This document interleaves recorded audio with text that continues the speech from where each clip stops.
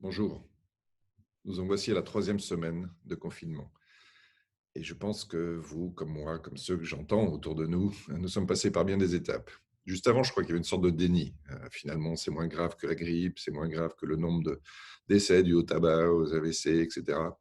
Puis c'est arrivé, et la première semaine où nous sommes restés chez nous, euh, l'hyperactivité a gagné la plupart d'entre nous. Il fallait s'organiser, tout mettre en place, que ce soit professionnellement, que ce soit au sein de notre foyer.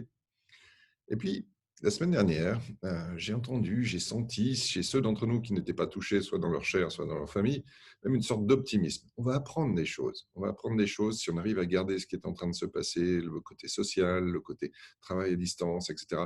Une sorte de finalement de se dire, il y a quelque chose à en gagner. Et après, maintenant, on sait que ça va durer. Ça va durer encore 6, 8, 10 semaines, nous ne le savons pas. Peut-être plus, se disent certains. Et là, il faut commencer de regarder ce que ça veut dire. Il faut commencer de penser résilience, comment rebondir au-delà de ça.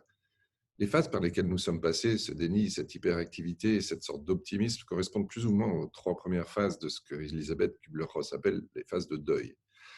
Les phases de deuil, puisque pour aller vers quelque chose de nouveau, il faut accepter aussi la perte du passé. Alors, qu'est-ce qui nous attend maintenant? Ces travaux sur les phases de deuil nous apprennent aussi que pour pouvoir avancer, il faut à un moment donné accepter ses émotions et laisser le passé, accepter sa tristesse, accepter ses peurs, accepter tout ce qui fait partie de nous. Face à l'incertitude, vous, moi, nous tous, nous avons déjà vécu un certain nombre d'émotions. Ces émotions nous préviennent de quelque chose. Elles nous préviennent des risques, des dangers. Alors les risques, ils sont nombreux. Ils peuvent être professionnels. Est-ce que mon emploi va changer? Est-ce qu'on va changer de manière de travailler? Ça va bouleverser ce que je maîtrisais à peu près jusqu'à aujourd'hui. Mais ils seront aussi dans notre foyer.